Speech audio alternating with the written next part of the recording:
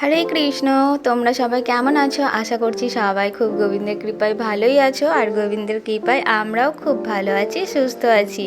তো চলে এসেছি তোমাদের সঙ্গে একটা ভিডিও শেয়ার করতে। তো দিনটা ছিল ষষ্ঠীর দিন, তো আমার আপলোড করতে একটু দেরি হয়ে গেছে। তো যাই হোক, দেখো ভগবানকে সকাল সকাল ষষ্ঠী পুজো করিয়ে দিয়েছিলাম। তো তারপর আমরা এখানে ভগবানকে ভোগ লাগিয়ে দেওয়ার পর, পুজো হয়ে যাওয়ার পর তারপর আমরা রেডি হয়ে নিয়েছিলাম। তো দেখো এখানে ছোটদি, এটা তো তারপর দেখো এটা ছোটদি, এটা বড়দি, ওটা মেশো, ওটা ছোটো মাসি আর মা আগেই বেরিয়ে পড়েছে। আর এই দেখো আমার দিদির ছেলে, দুটো মাসির ছেলে।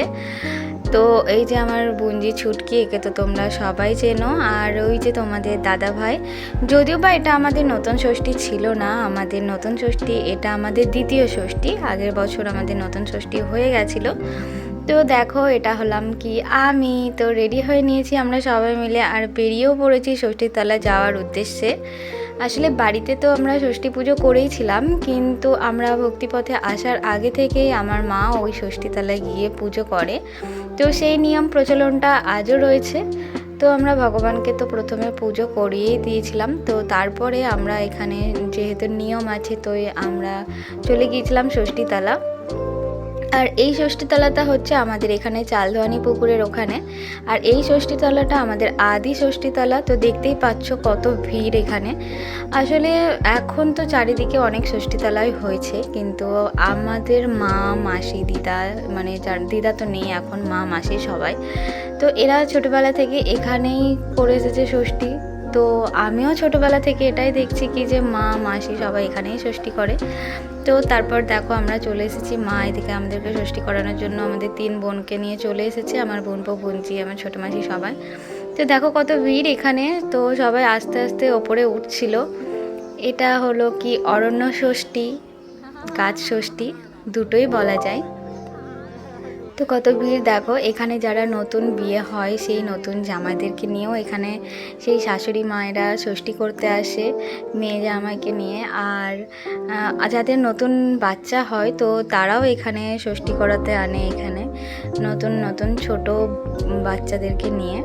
তো দেখো এখানে একজন ফুচকু ছোট্ট নতুন বেবি হয়েছে আমাদেরই এখানকার, তো সেও এসেছে।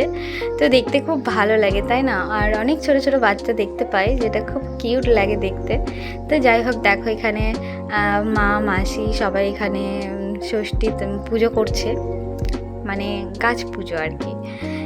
তো আমি জানি না কী কী নিয়ম আছে না আছে, আমি অত কিছু জানি না, কারণ কি আমি এখনও ষষ্ঠী পুজো শুরু করিনি।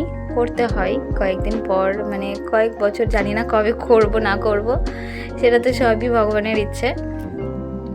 তো দেখো এখানে মা মাসি এখানে পুজো করছিল।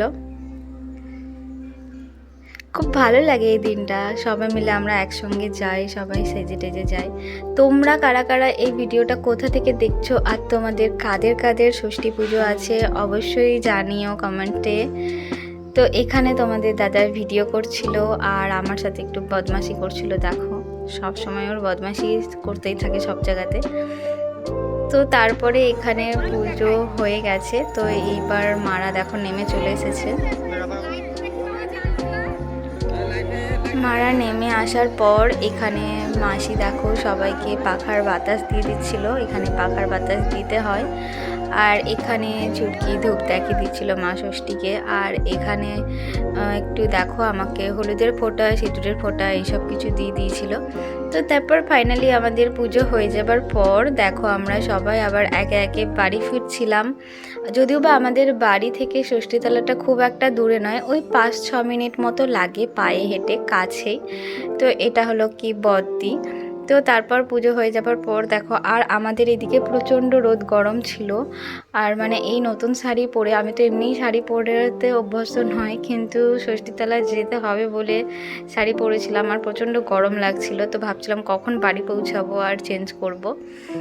তো তারপর দেখো আমরা বাড়ি চলে এসেছি। আর তোমরা তো জানো যে বাবার অ্যাক্সিডেন্ট হয়েছিল, তো যে বাবা বাড়িতেই রয়েছে। তো আজকের ভিডিওটা এখানেই শেষ করছি, দেখা হবে আবার অন্য